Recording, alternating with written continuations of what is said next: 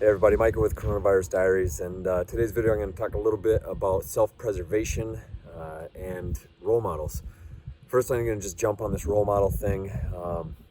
You're going to start noticing two very different types of people, and this is going to play into the self-preservation thing, right? So now I understand that there is a need for people to want to hide and to not get involved and to preserve their well-being, their way of life, and who they are.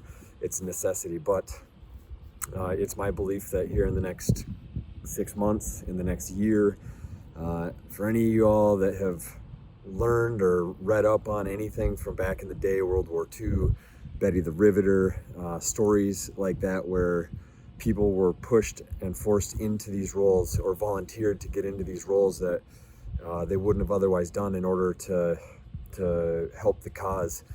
I think that that's going to become apparent in short order, and I don't know why, but myself have always felt the need to get involved in some capacity, to get your hands dirty. And that's why one of the reasons why after 9/11 I volunteered to join the service, and that's also one of the reasons why I went the route I did with security technology after I got out of the service, is to get involved and to try to work in a security capacity.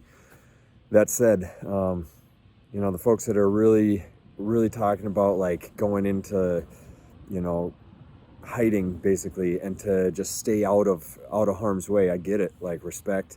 There's going to have to be those people, but there's also going to have to be the people. If you look at what's going on with healthcare workers right now, there's healthcare workers, doctors getting sick. Eventually, even supply chains. If you look at what's going on, this is real. This is people in my network have been sharing this in terms of production lines, assembly for like canned foods, dry goods. They're already starting to see a breakdown in terms of the amount of people that it takes to run these operations and the amount of available people, whether it's for people going on strikes or whether it's because people are just getting sick and are not able to continue doing the supply chain stuff. So there's going to become a need where people are going to have to volunteer and get involved in order to make this thing still work, right? We're still so early in the game here in the States that all the states, they're not even hitting that exponential rate yet. In a couple weeks from now, it's going to be unbelievable what you people are seeing happening in the States. If you still believe the numbers coming out of China, I'm sorry, but that's ignorant. There's already widespread reporting being done talking about the amount of urns that are being distributed at these places, the number of cellular users that have stopped using their phones, which is unprecedented, based on how they suggest that they're necessary in their economy for everything from riding public transportation to buying goods, personal identity. We're talking tens of thousands, if not more, fatalities in China that have already happened, right? So this is going to go on. Self-preservation, get it, got it, good. For those of you that want to, do that self-preservation, maybe you've got pre-existing conditions. Maybe you're in that demographic. Got it. There's going to be a call that will be happening eventually. They're calling for 250,000 healthcare workers. I think it's the UK is making this massive call, like, hey, we need 250,000 volunteers. And I don't even think it's healthcare volunteers. I think it's volunteers to help with healthcare. Think about that. 250,000 people they're looking. And the UK's population is not the same as the US. We got roughly about 350 million people in the US. We're going to see high numbers of fatalities, even if we do everything perfect. I think that's what Dr. Fauci had said in the coronavirus task force recently, is to anticipate between 100 to 200,000. And if we do everything perfect, that's if there's not some weird thing that happens, that's if people that are being asked to isolate are actually isolating. So for those of you that are out there that are thinking like, yeah, maybe you would, maybe volunteering would be something, start looking locally, whether it's healthcare, there's going to be places that you can get involved.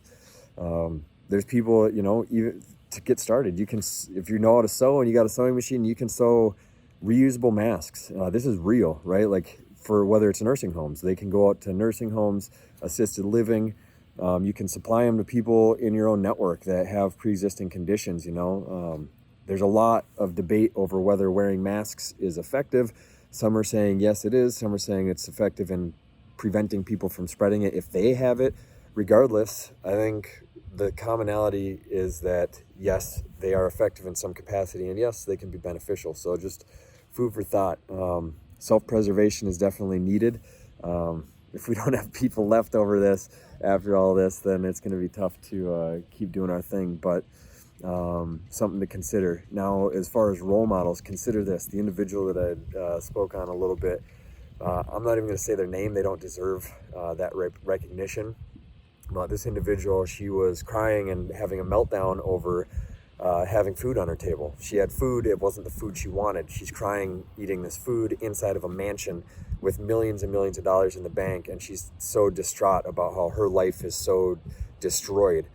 Okay, so got it. Yes, your life is disrupted. You're a famous person that isn't able to continue making hundreds of millions of dollars going on your tours or whatever. But this shows a very, very definitive separation between like positive role models and just horrible human beings. This person has got first world problems up the wazoo, and they're literally allowing them to be like, this is them crying out to the world, poor me, me. Look at your role models. Who are these people? Like, really look at your kids. Who are their role models? Now, are these people doing anything right now to benefit society? I mean, it's a real question. Look at these people. There are some people out there that are doing nothing to help anybody. They're doing nothing to help anybody. They are strictly only looking out for their own personal well-being. And this goes back to self-preservation. There it is. So what kind of people you want in society around you? I mean, you can say you want the people that are going to do everything in their power to stay alive. Me too. But if that means it's you versus them and they have the edge on you, you get X'd out. So just pay attention to the role models and the people in your networks moving forward. You know, are they doing anything to better society, or are they just complaining about how they've got it so bad now? And that's it. I don't really have anything else to say. I'm going to be looking myself for ways that I can get involved. I've been hearing they might be looking for healthcare volunteers or volunteers for the healthcare. I haven't fully, I got to go further down this path to check it out, but within Minneapolis already. And now whether that's carrying out garbage that's potentially infected with COVID, if that's what it comes down to, and it prevents people with very specific expertise from having to deal with that, and they can focus on patients that are in critical need, so be it. I don't know. Some people might look at 100,000 or 200,000 deaths as just like cost of doing business. You know, we're 350 million. But I will say this, and then I'll leave you guys to think about it yourself, is that, you know, God willing, we're all going to make it to a day where we are in that demographic, you know, older, we've lived a long life. And how do you want the people in your society to look at you as just a statistic, cost of doing business, let them die and get on with the economy? Or do you want them looking out for you? I like to think I'm young and healthy so far and to date, but I know in years to come that won't necessarily be the case. So look out for the people around you, pay attention to your role models, surround yourself with people that you would want to be on the same team with. We, not me. I'm out.